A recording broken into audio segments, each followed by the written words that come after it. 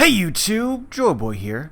So, today I want to talk about Elbaf. And specifically I want to talk about what Elbaf might be like. And so this might sound kind of like an uninteresting video at first, but I think it might be more interesting than you expect. But before we get into the video, I do want to let you guys know again about my Discord. If you don't know what it is or if you want to check it out, link for that is in the description. But, so one of the awesome things about One Piece, in my opinion, what really defines it and separates it from other shows is the adventure aspect of it. It's one of the strongest points of the entire series. Every place that the Straw Hats visit is in some way amazing. I think a lot of people watch One Piece, myself included, to see how Luffy progresses and face new challenges and increase his reputation or bounty in the world. This is something that I love, but I also love seeing Luffy visit all of these new places and finding out what they are like. But I have to say, the places that I like the most are the ones that are the most fantastic. We're talking about Skypiea. Whenever the One Piece hit the Skypiea arc and they went up the knock-up stream to the Sky Islands, oh my god, guys, I just fell in love with it. If you guys don't know, One Piece is kind of similar to Gulliver's Travels in the sense, one of my favorite books growing up. So then when the Straw Hats visited Zoe and Fishman Island, or when the Straw Hats visited Water 7, man, these are some of my favorite islands. And I think that we should expect something similar to this when the Straw Hats visit Elbaf, that we should expect it to be very fantastic. If ever I were to join the Straw Hat crew, my role would certainly be to document what it is that the Straw Hats accomplish and where it is that they go and what all these places are like, and write about it. That is what I would do, because it's just awesome. Anyway guys, going back to Elbaf. Elbaf written backwards is Fable. And so we've seen little bits of Elbaf in Big Mom's flashback, but I think that for sure Oda is holding back on really giving us a full picture of the island itself. And I mean, this is extremely obvious, because when we saw Elbaf, right, there's this giant structure we presume to be a giant tree that Oda is for sure not showing us fully. It's just a little teaser, but a little teaser coupled with things that we know about Elbaf and the giants themselves, which could help us potentially speculate what Elbaf might be like and what might be special about it aside from just this giant tree. Anyway, what I'm about to speculate has probably been speculated before, just based on how it is that you could come up with this. But I think that it would be very interesting to share. And so guys, if you've followed any of my Elbaf speculations, I know it's been a while, but essentially the giants are inspired from and in many ways related to Norse mythology. And so from this point, I and others speculate that this giant tree, we presume it's a tree, it looks like a tree anyway, in Elbaf that Oda is refusing to show us directly, is the One Piece equivalent of the tree from Norse mythology called Yggdrasil, or otherwise known as the World Tree. Now, a lot of people speculate that it could be Treasure Tree Adam or some other amazing tree, and this could definitely be true. Like, this tree could be both a special tree within the One Piece world, but sort of inspired for, and so the reason why it's on Elbaf is because of the giant's relationship with Norse mythology. All that's really important is that there's some connection to this tree, potentially with Yggdrasil.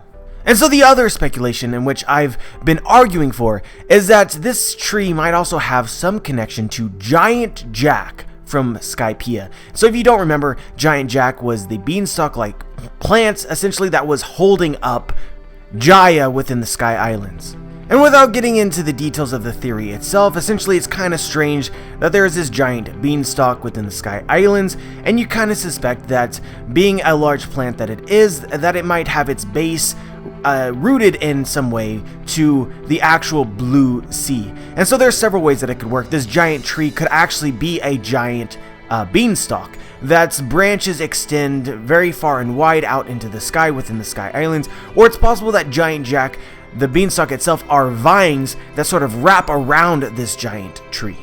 I don't consider the specificities overly important, but the reason that I speculate this and others speculate this, like way back in the day, is that this could relate to the fable Jack and the Giant Beanstalk, where this kid Jack climbs up a giant beanstalk, and at the top in the sky live the giants.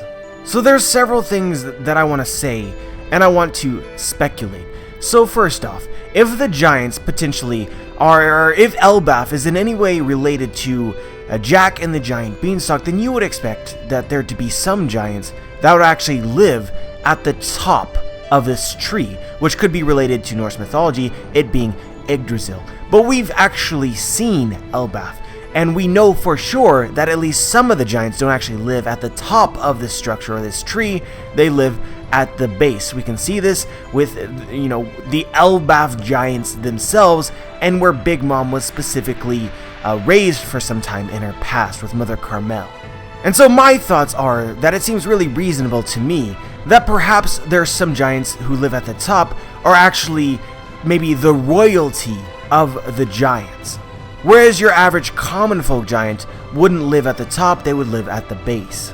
And so I'm not going to take the time to explain all of my thoughts and all my explanations for all of these various connections in this video. If you guys are really curious as to all more specifics about these particular speculations, I will include links in the description to my other Elbaf theories. What I really want to focus on now is what Elbaf might be like.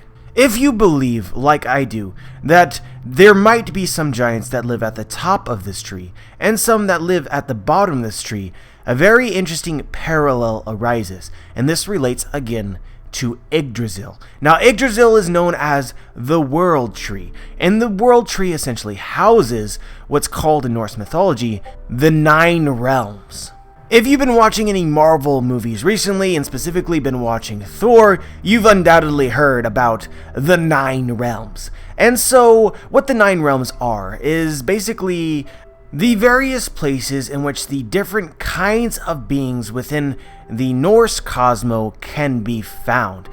If you consider the World Tree to be the universe, then there are 9 distinct worlds within the universe, which can be found in either the branches or the roots of this great universe tree, or the World Tree, Yggdrasil. And each of these worlds are home to very unique and distinct groups of entities, or people, whatever you want to call them. The most famous of which, specifically again if you've been watching Thor, is called Asgard, or the Realm of Gods. And this is extremely interesting to me, given this giant tree which seems to be located in Elbaf, and the possibility that perhaps some giants live at the top of this tree, then it's possible that their home might be called something along the lines of Asgard, the royalty that live at the top of this tree, related to the Asgardian gods. And then another potential connection may arise. If we assume that giants live at the top, we know for sure that giants live at the bottom, that this would be the giants of Elbaf, and one of the 9 realms is called Jotunheim, the land of giants. Now, I would like to make something very clear here. I think that Elbaf, the island of Elbaf where this tree seems to be growing, and even on this tree itself, only giants live there. So in the Norse mythology, right, they had a world of elves and a world of humans, but I think that all the various groups that might live on Elbaf are actually giants. But I think that there may be several, maybe even 9 giant kingdoms. So essentially, guys, what I'm speculating is that there will be 9 giant kingdoms located in various places, and that this island where we find Elbaf is not actually Elbaf. Elbaf was merely the part of this island that we got to see, which is why we only got a very brief, not a full picture of it. That Elbaf itself is split into various worlds or realms, where different groups of giants that are philosophically and culturally distinct from each other control each area. A lot of people, I think, get confused by this, but not all giants are giants of Elbaf. We know this for a fact, because back during Nico Robin's flashback, we got to meet Jaguar D. Saul. Saul stated himself that he is not a giant of Elbaf. He calls the giants of Elbaf barbaric. And I think this tells us two things. First of all, obviously, there must be other places and other kingdoms of giants. And number two, that Jaguar D. Sol is personally familiar with the tendencies of these specific giants who hail from Elbaf. Perhaps suggesting that although Sol may not have grown up in Elbaf, might have grown up somewhere maybe nearby. Here I want to draw you an illustration about how I think that Elbaf is laid out, with several different kingdoms located on the island itself, which I do not think is actually called Elbaf. I think Elbaf is only a portion of this great island. And then obviously you have this great structure, which we presume to be a tree, where there are also several different kingdoms that live both in the middle and on top of this great tree. Guys, I just really love this idea. Aside from it just sounding cool, it just seems like something Oda would do. It allows him to create a magical place such as he's done so often in the past. Each of these 9 realms are distinctly different to each other based on literature, and Oda can use that to, do amazing things. Like for instance, in the mountains, you have the ice giants, or next to a volcano, you have the fire giants.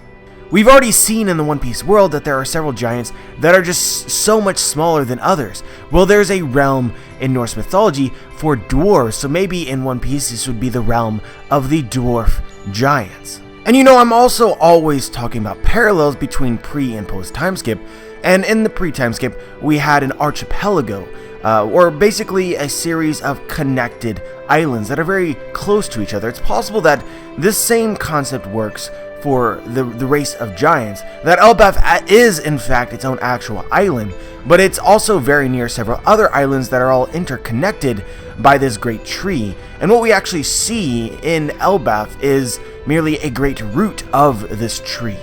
But anyway guys, I just really wanted to share this thoughts and make this video because I just think that it's damn cool to think about what Elbaf could be like with potentially 9 various kingdoms or realms, the island itself being so large that there's various geographic differences between the parts of it where you find these kingdoms that make each part unique, sort of like Punk Hazard, but on a whole nother scale with this giant tree, which furthers this, but there's also people living on the tree. I love it. Straight up, I love it. And I wanted to share it. But let me know what you think. Let me know if you agree or disagree and why. Just let me know. Like the video if you like the video, dislike the video if you dislike the video. Subscribe if you want to be notified for my future content. And as always guys, have a wonderful day.